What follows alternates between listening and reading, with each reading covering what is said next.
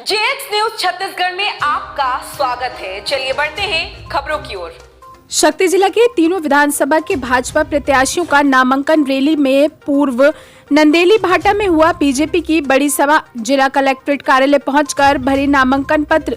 जिला शक्ति जिले के तीनों विधानसभा सीटों पर आज बुधवार को बाइक रैली के प्रत्याशियों ने कार्यकर्ता के साथ शक्ति पहुंचे, जहां विशाल जनसभा का आयोजन किया गया, जिसमें भाजपा प्रदेश अध्यक्ष अरुण साव, विधानसभा नेता प्रतिपक्ष नारायण चंदेल, सांसद गुहाराम अजगल्ले, भाजपा शक्ति जिला प्रभारी गुरुपाल सिंह भल्ला, चंद्रपुर विधानसभा प्रत्याशी श्रीमती संयोगिता सिंह जूदेव, जैजेपुर प्रत्याशी कृष्णकांत चंद्रा और शक्ति प्रत्याशी डॉक्टर खिलावन साहू सहित तमाम बीजेपी के नेता पदाधिकारी सहित तीनों विधानसभाओं के हजारों की संख्या में कार्यकर्ता उपस्थित रहे, जहां हजारों कार्यकर्ताओं और जनताओं को संबोधित करते हुए भाजपा की उपलब्धियां गिनाई गईं। वहीं कांग्रेस सरकार की नाकामियों को गिनाते हुए जमकर बरसे।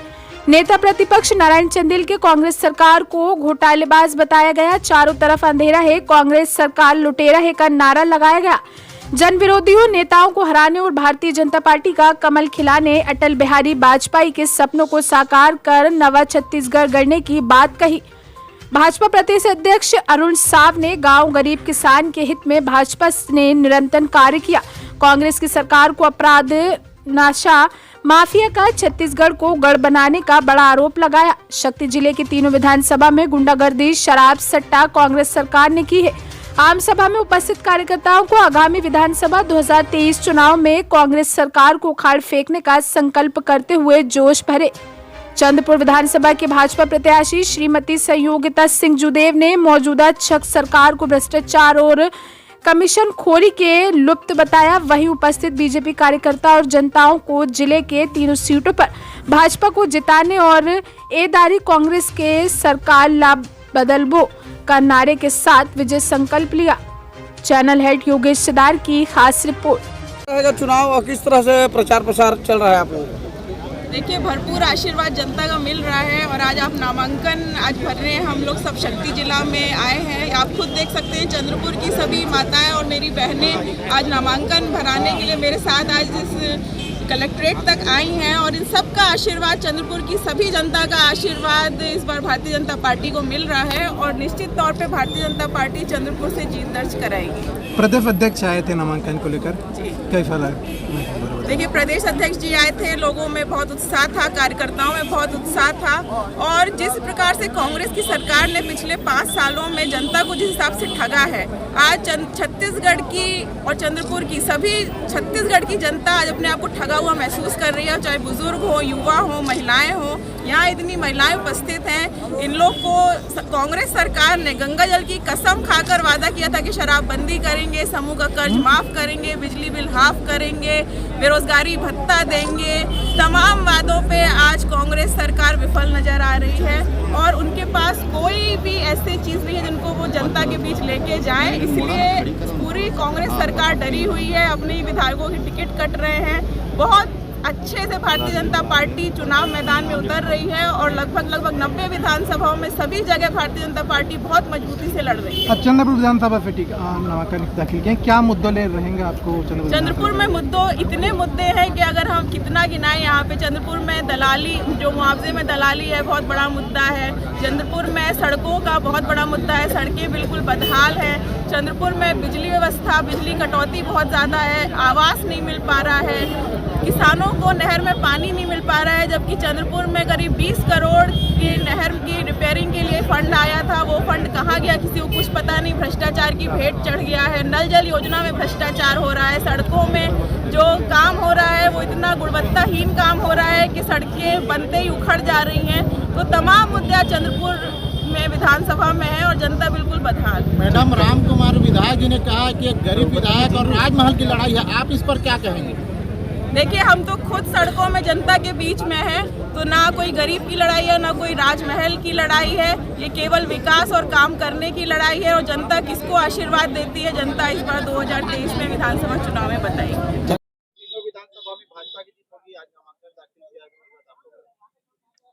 भारतीय जनता पार्टी का तीनों प्रत्याशी आज हम लोग नामांकन दाखिल किए हैं।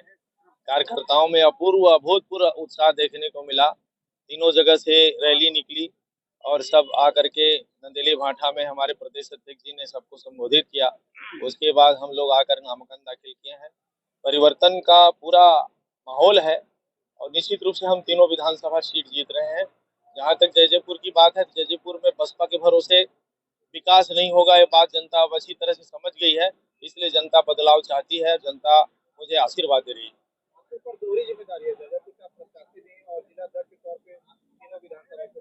निश्चित रूप से दोहरी जिम्मेदारी है और मैं दोनों विधानसभा के भी काम को देख रहा हूं और साथ ही साथ अपना जैजैपुर में जनसंपर्क भी कर रहा हूं। तीनों विधानसभा में अच्छा माहौल है। यहाँ जहाँ तक चरणदास जी की बात है तो चरणदास जी का कोई संपर्क वहाँ के ग्रामीण लोगों से है ही नहीं। तो ग्रामीण लोग चाहते हैं कि इस बार निश्चित रूप से यहाँ बदलाव।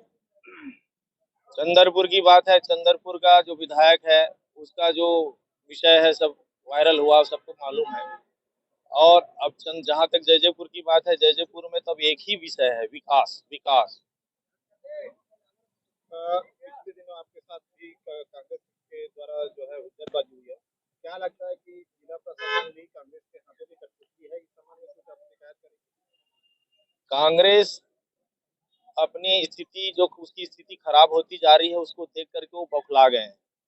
जब मैं नामांकन के लिए आया था तो मुझे घेर करके कांग्रेसियों ने मुझे साथ बहुत अभद्र व्यवहार किया।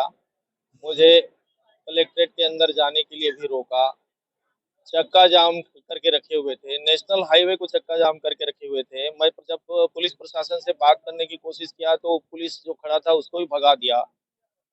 मैं नंबर लेने की कोशिश किया पुलिस अधिकारी का तो मेरे को नंबर लेने भी नहीं दिया। इतना हुज्जतबाजी वहां पर इन लोगों ने किया और अकारण किया।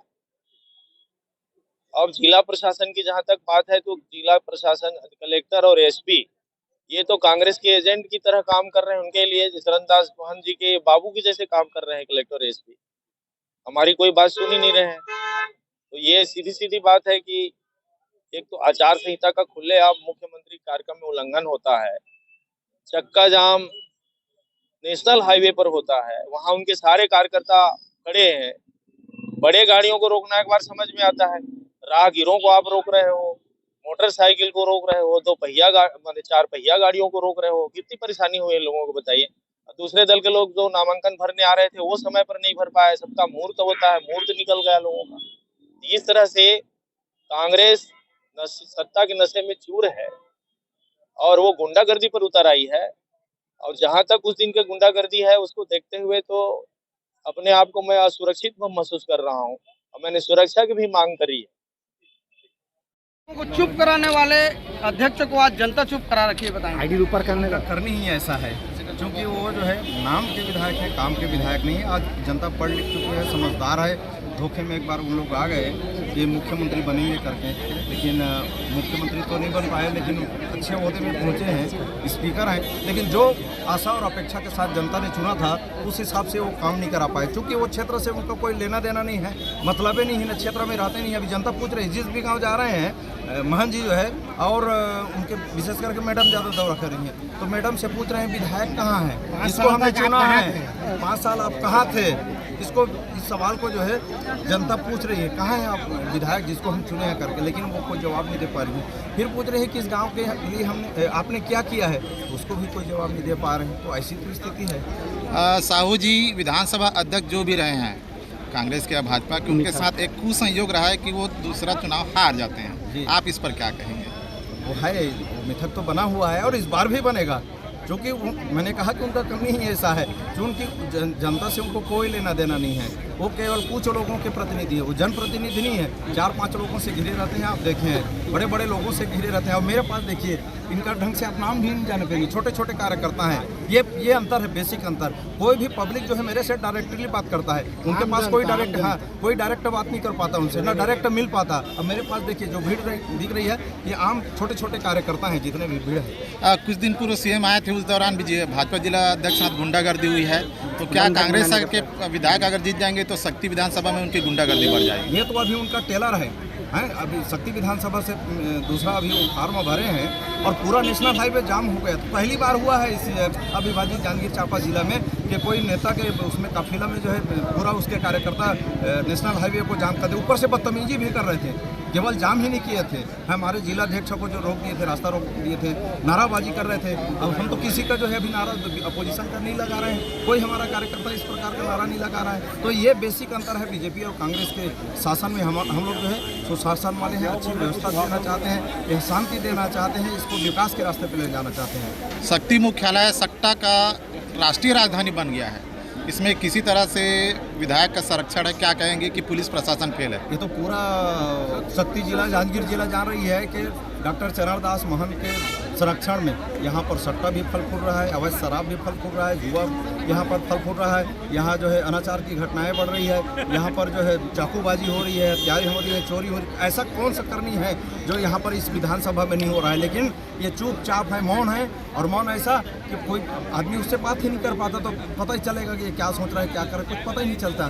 तो पूरी तरह से जनता त्रस्त है ऐसे नेता पा करके, और बदलाव चाहती है शक्ति की जनता। आपके चुनाव को लेकर आप क्या कहना चाहेंगे? मैं पूरी तरह से कॉन्फिडेंस में हूँ कि हम चुनाव जीतेंगे करके, इसलिए कि मैंने पिछले 5 वर्षीय में जो है 13 से 18 के बीच विधायक था, तो 1000 करोड़ से ऊपर का काम कराया था। छोटा सा विधायक था, पहला बार विधायक था। मेरे माता पिता पढ़े लिखे भी नहीं थे, न पंच भी नहीं बने थे, गांव का सरपंच डीसी बनना दूर की बात है। मैं जमीनी कार्यकर्ता हूँ। जो मंडल अध्यक्ष रहते, एक समाज का जिला अध्यक्ष रहते, पार्टी ने जो है मुझे टिकट दिया था, और मैंने कोशिश किया कि जो आशा विश्वास के साथ पार्टी ने जो है हम पर भरोसा किया था, तो क्षेत्र की जनता ने उस पर मुहर लगाया, और ढेरों सारे यहाँ पर विकास के कार्य हुए। तो